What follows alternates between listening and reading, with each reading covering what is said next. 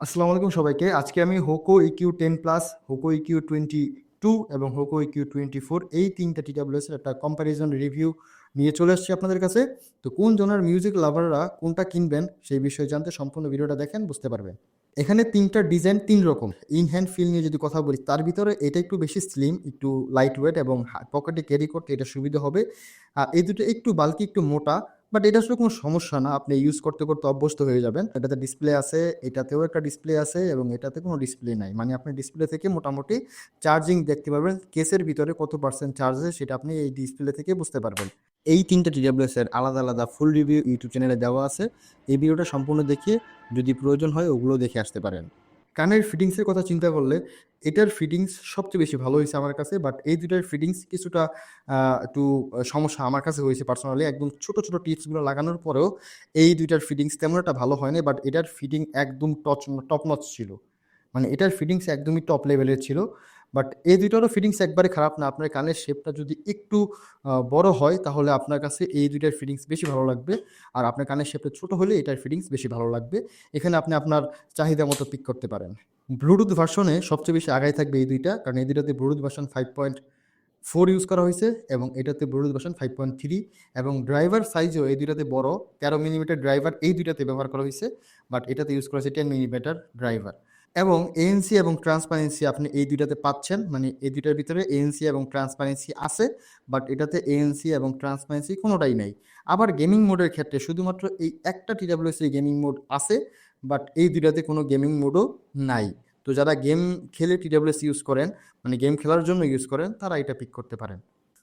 এখন যদি আমি কল কোয়ালিটি নিয়ে কথা বলি, তাহলে আমি বলবো যদি আপনি কলিংয়ের জন্য কিনতে চান, ইনডোর এবং আউটডোরের কথা বলেন, তাহলে আমি বলবো এই দুইটা কলিং কোয়ালিটি মোটামুটি ভালো ছিল, বাট এটা মোটামুটি অ্যাভারেজ টাইপের। আউটডোরে কলিং কোয়ালিটি তেমন একটা ভালো না, ইনডোরে মোটামুটি চালিয়ে নিতে পারে, বাট সেখানে এই দুইটা ইনডোর আউটডোরে দুটোতেই মোটামুটি ভালো পারফর্ম করতে পারে। বাট তারপর আমি বলবো কলিংয়ের জন্য কখনোই টিডাব্লিউএস ভালো না। আপনি যদি বেশি কলে কথা বলেন তাহলে আপনি একটা নেকব্যান্ড কিনে নেন, নেকব্যান্ডের কলিং কোয়ালিটি এটার থেকে, এগুলোর থেকে অনেক ভালো। অনেক দামি দামি টিডাব্লিউএস ও কলিং কোয়ালিটি ভালো দিতে পারে না। সেক্ষেত্রে আপনি নেকব্যান্ড অথবা ওয়ার্ড ইয়ারফোন চুজ করতে পারেন। তারপরে আপনি যদি টিডাব্লিউএসই লাগবে কলিংয়ের জন্য, তাহলে এই দুইটার যে কোনো একটা পিক করতে পারেন।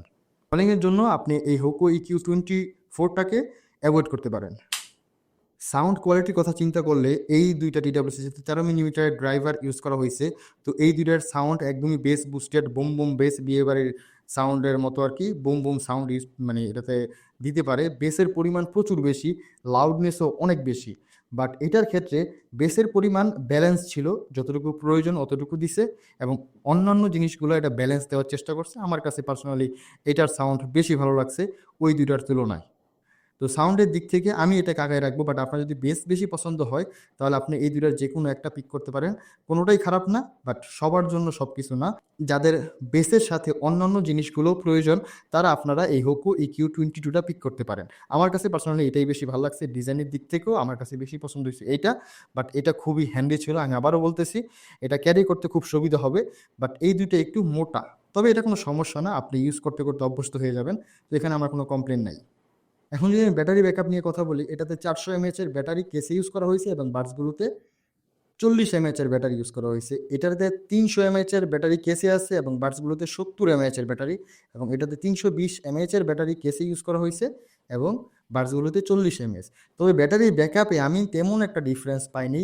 এই তিনোটা থেকেই মোটামুটি 20 থেকে 25 ঘন্টার মতো আপনি ওভারঅল ব্যাটারি ব্যাকআপ পাবেন, এবং বাডসগুলো থেকে এই দুইটা টিচার বেস এএনসি অন করে ইউজ করেন তাহলে মোটামুটি 4 ঘন্টার মতো ব্যাটারি ব্যাকআপ পাবেন। আর যদি এএনসি অফ করে ইউজ করেন এই তিনোটা থেকেই মোটামুটি 6 ঘন্টার কাছাকাছি একটা ব্যাটারি ব্যাকআপ পেয়ে যাবেন। সো ব্যাটারি ব্যাকআপ নিয়ে আসলে কোনো কমপ্লেন নাই। এখন আমি আমার সর্বশেষ ওপিনিয়নটা শেয়ার করি। প্রথমেই হোকো ইকিউ 10 প্লাস নিয়ে আমি বলি, এই টিডাব্লিউএসটাতে গেম মোড আছে, এএনসি আছে, ট্রান্সপারেন্সি আছে, এবং ভালো একটা ব্যাটারি ব্যাকআপ আছে, এবং বুম বুম বেস আছে, প্রচুর পরিমাণে বেস, লাউডনেস অনেক লাউড। সেক্ষেত্রে আপনি এটা চুজ করতে পারেন।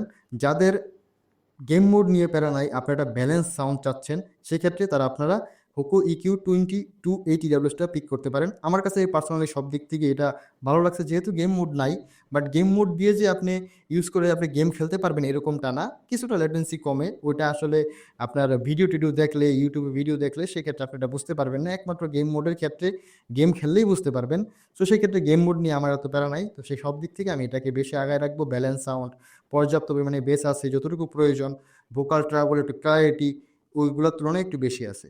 যাদের এএনসি ট্রান্সপারেন্সি নিয়ে কোনো মাথা ব্যথা নাই, আপনার বুম বুম বেস লাগবে, একদম প্রচুর লাউড সাউন্ড লাগবে, তারা আপনারা এটা পিক করতে পারেন। তো আপনার বাজেট যদি 1000 থেকে 1500 টাকার ভিতরে হয়ে থাকে, তাহলে আপনি এই তিনটার যে কোনো একটা পিক করতে পারেন আপনার চাহিদা অনুযায়ী। তো এখানে 3টা টিউবলেস নিয়ে আমি বিস্তারিত আলোচনা করার চেষ্টা করছি। তো যদি ভিডিওটা ভালো লেগে থাকে অবশ্যই লাইক, শেয়ার এবং সাবস্ক্রাইব করবেন।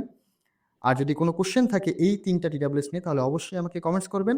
তো খুব শীঘ্রই দেখা হয়ে যাবে নতুন কোনো ভিডিওতে নতুন কোনো বিষয় নিয়ে। আসসালামু আলাইকুম, আল্লাহ হাফেজ।